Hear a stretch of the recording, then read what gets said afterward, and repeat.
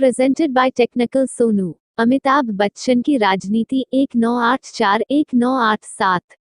1984 में अमिताभ ने अभिनय से कुछ समय के लिए विश्राम ले लिया और अपने पुराने मित्र राजीव गांधी की सपोर्ट में राजनीति में कूद पड़े।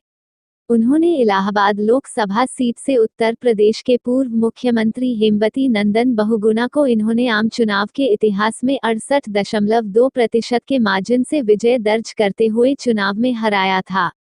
हालांकि इनका राजनीतिक करियर कुछ अवधि के लिए ही था, जिसके 3 साल बाद इन्होंने अपनी राजनीतिक अवधि को पूरा किए बिना त्याग दिया। इस त्यागपत्र के पीछे इनके भाई का बोफोर्स विवाद में अखबार में नाम आना था, जिसके लिए इन्हें अदालत में जाना पड़ा। इस मामले में बच्चन को दोषी नहीं पाया गया। उनके पुराने मित्र अमर सिंह ने इनकी कंपनी ABCL के फेल हो जाने के कारण आर्थिक संकट के समय इनकी मदद की। इसके बाद बच्चन ने अमर सिंह की राजनीतिक पार्टी समाजवादी पार्टी को सहयोग देना शुरू कर दिया। जया बच्चन ने समाजवादी पार्टी ज्वाइन कर ली और राज्यसभा की सदस्य बन गई। बच्चन ने समाजवादी पार्टी के लिए अपना समर्थन देना जारी रखा, जिसमें राजनीतिक अभियान अर्थात प्रचार प्रसार करना शामिल था। इनकी इन गतिविधियों ने एक बार फिर मुसीबत में डाल दिया और इन्हें झूठे दावों के सिलसिलों में कि वे एक किसान हैं के संबंध में कानूनी कागजात जमा करने के लिए अदालत जाना पड़ा। बहुत कम लोग ऐसे हैं जो ये जानते हैं कि स्वयंभू प्रेस ने अमिताभ बच्चन पर प्रतिबंध लगा दिया था। स्टारडस्ट और कुछ अन्य पत्रिकाओं ने मिलकर एक संघ बनाया, जिसमें अमिताभ के शीर्ष पर रहते समय 15 वर्ष के लिए प्रतिबंध लगा दिया गया। इन्होंने अपने प्रकाशनों में अमिताभ के बारे में कुछ भी न छापने का निर्णय लिया। 1989 के अंत तक बच्चन ने उनके सेटों पर प्रेस के प्रवेश पर प्रतिबंध लगा रखा था, लेकिन वे किसी विशेष पत्रिका के खिलाफ नहीं थे।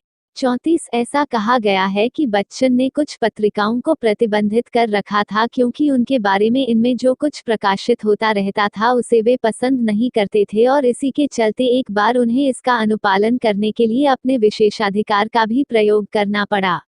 मंदी के कारण और सेवानिवृत्ति 1988-1992 संपादित करें। अमिताभ बच्चन फिल्म अग्निपथ में 1988 में बच्चन फिल्मों में 3 साल की छोटी सी राजनीतिक अवधि के बाद वापस लौट आए और शहंशाह में शीर्षक भूमिका की, जो बच्चन की वापसी के चलते बॉक्स ऑफिस पर सफल रही। इस वापसी वाली फिल्म के बाद इनकी स्टार पावर क्षीण होती चली गई क्योंकि इनकी आने वाली सभी फिल्में बॉक्स ऑफिस पर असफल होती रहीं। 1991 की हिट फिल्म हमसे ऐसा लगा कि यह वर्तमान प्रवृत्ति को बदल देगी, किंतु इनकी बॉक्स ऑफिस पर लगातार असफलता के चलते सफलता का यह क्रम कुछ पल का ही था।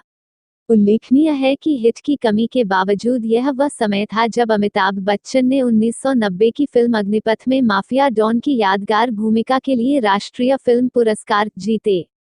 ऐसा लगता था कि अब ये वर्ष इनके अंतिम वर्ष होंगे क्योंकि अब इन्हें केवल कुछ समय के लिए ही पर्दे पर देखा जा सकेगा। 1992 में खुदागवाह के रिलीज होने के बाद बच्चन ने अगले 5 वर्षों के लिए अपने आधे रिटायरमेंट की ओर चले गए। 1994 में इनके देर से रिलीज होने वाली कुछ फिल्मों में से एक फिल्म इंसानियत रिलीज तो हुई, लेकिन बॉक्स ऑफिस पर असफल रही। निर्माता और अभिनय की वापसी 1996-1999 संपादित करें। Thanks for contacting.